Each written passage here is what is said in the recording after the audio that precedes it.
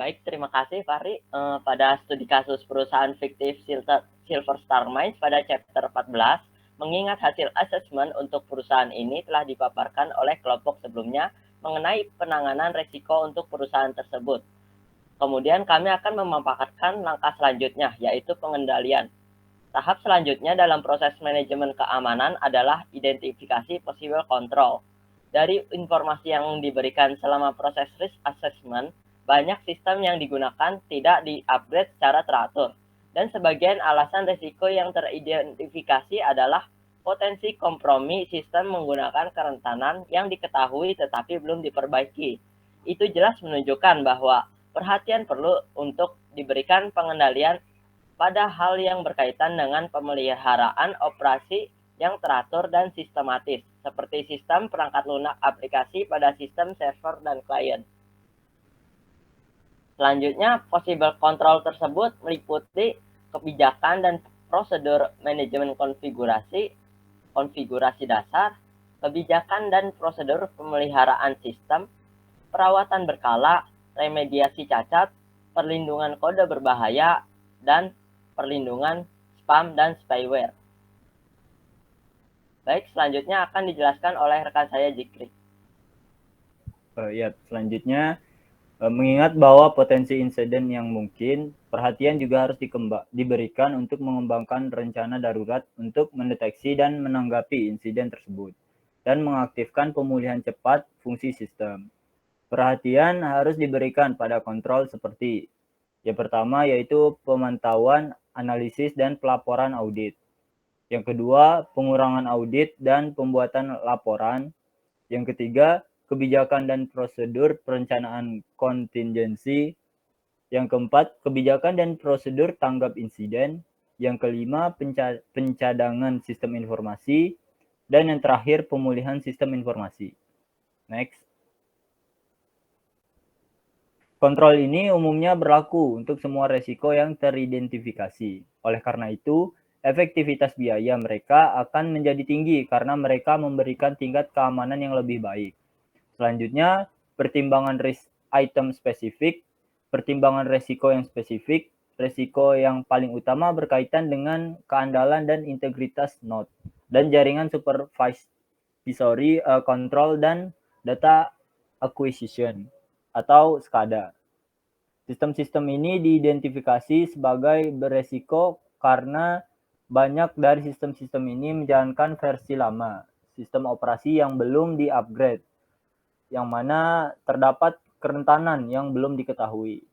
Selain itu, sistem-sistem ini tidak dapat di-patch atau ditingkatkan karena aplikasi kunci yang mereka jalankan ini tidak diperbarui atau divalidasi untuk berjalan pada versi OS yang lebih baru. Selanjutnya saya lanjutkan ke rekan saya.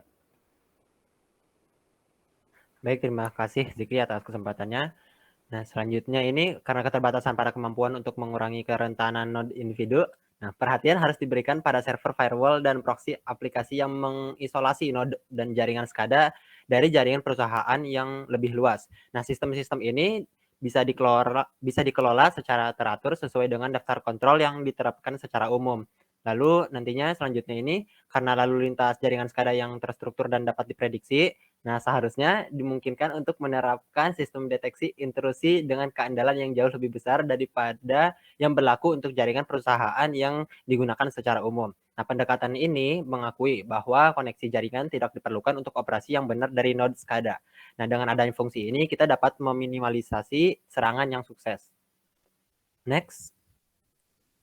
Nah, risiko prioritas kedua berkaitan dengan integritas informasi yang disimpan. Nah, semua kontrol umum membantu memperbaiki risiko ini. Nah, lebih khususnya itu pada masalah yang berkaitan dengan sejumlah besar dokumen yang tersebar di sejumlah besar sistem dengan manajemen yang tidak konsisten. Resiko ini akan lebih mudah dikelola jika apabila dokumen yang dianggap penting untuk operasi perusahaan disimpan di sejumlah kecil aplikasi dan file server. Nah, hal ini dapat dikelola dengan tepat menggunakan kontrol yang berlaku secara umum. Lalu hal ini juga menunjukkan bahwa audit terhadap dokumen-dokumen penting itu diperlukan dengan tujuan mengidentifikasi siapa yang bertanggung jawab atas mereka dan di mana mereka berada saat ini. Lalu kebijakan yang diperlukan yang untuk menentukan bahwa dokumen penting harus dibuat dan disimpan hanya pada server pusat yang disetujui. Dokumen yang sudah ada harus ditransfer ke server ini. Lalu pendidikan dan pelatihan yang tepat dari semua pengguna yang terkena dampak diperlukan untuk membantu memastikan bahwa kebijakan ini diikuti dengan baik. Nah, selanjutnya akan dijelaskan lebih lanjut oleh teman saya, Haikal. Oke, terima kasih atas kesempatannya. Yang selanjutnya itu ada resiko ketiga, terkait dengan ketersediaan atau integritas sistem keuangan, pengadaan, dan pemeliharaan produksi utama.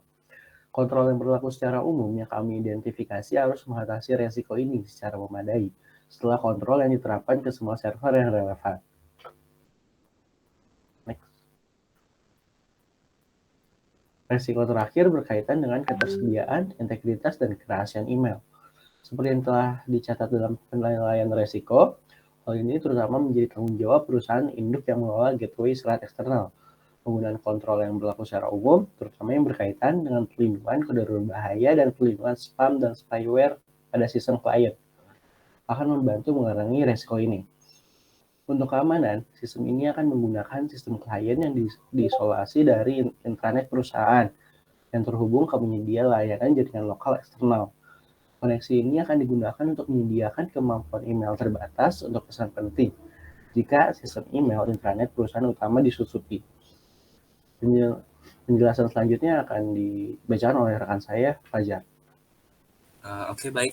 Terdapat tabel implementation plan pada bagian chapter tabel 15.5 silver. Pada kasus Silver Star Mines dapat dilihat bahwa dalam tabel tersebut terdapat risiko terhadap serangan hacker on internet router itu level of risikonya itu tinggi atau high, dan kemudian ada recommended control.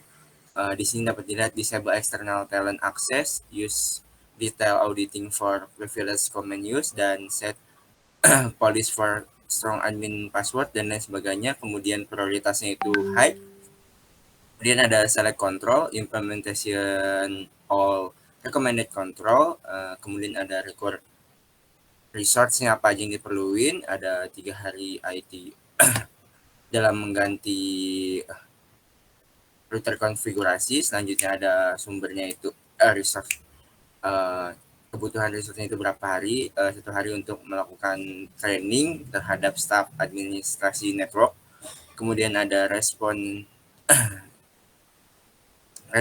personnya itu ada John, lead network system administrator, compare IT support team. Kemudian ada start to end date, yaitu ada berapa. Kemudian ada outer comment dan lain sebagainya. Nah, pada tabel di atas menjelaskan bagaimana rencana implementasi kontrol keamanan untuk mengatasi risiko keamanan informasi yang tinggi terkait serangan hacker yang terjadi pada router internet. Tabel tersebut juga memuat informasi terkait rekomendasi kontrol keamanan, tingkat risiko, prioritas kontrol keamanan yang dipilih, sumber daya yang diperlukan, dan orang yang bertanggung jawab untuk melaksanakan tindakan tersebut. Kemudian beberapa kontrol keamanan juga direkomendasikan untuk mengatasi resiko-resiko tersebut, antara lain mematikan akses telnet eksternal, menggunakan audit yang rinci untuk penggunaan perintah istimewa, membuat kebijakan password admin yang kuat, kemudian ada membuat strategi backup untuk file konfigurasi router, dan kebijakan pengendalian perubahan untuk konfigurasi router. Selanjutnya juga ada prioritas tindakan yang harus dilakukan yang dianggap tinggi, sehingga seluruh rekomendasi kontrol keamanan harus diimplementasikan diperlukan waktu sekitar 3 hari dari tim IT network admin itu membutuhkan waktu 3 hari untuk melaksanakan kegiatan tersebut untuk melakukan perubahan dan verifikasi konfigurasi router yang ada pada perusahaan fiktif Silver StarMine. Kemudian menuliskan kebijakan serta memberikan pelatihan selama 1 hari terhadap para staf administrasi jaringan pada perusahaan fiktif Silver StarMine tersebut. Kemudian ada John Doe yang merupakan kepala administrator sistem jaringan dari dukungan tim IT perusahaan tersebut, bertanggung jawab untuk melaksanakan tindakan tersebut dari tanggal 6 hingga 9 Februari 2017. Tabel tersebut juga menyarankan untuk melakukan uji coba dan tinjauan berkala terhadap konfigurasi penggunaan kebijakan yang telah ditetapkan. Next. Selanjutnya ada analisis kemungkinan pengendalian ini dirangkum dalam tabel 15.5 yang mencakup pengendalian dan identifikasi dari prioritas pelaksanaan tabel yang harus diperluas serta menyertakan perincian sumber daya yang diperlukan, personel bertanggung jawab, kerangka waktu, dan komentar lainnya.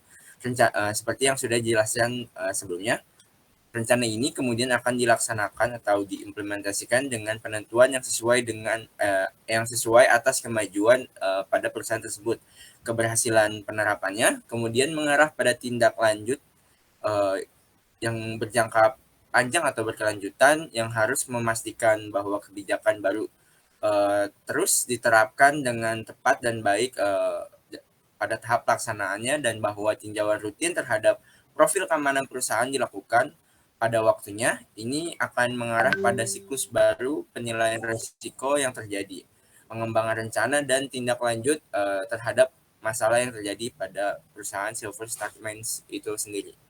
Oke, selanjutnya mungkin akan dilanjut oleh rekan saya.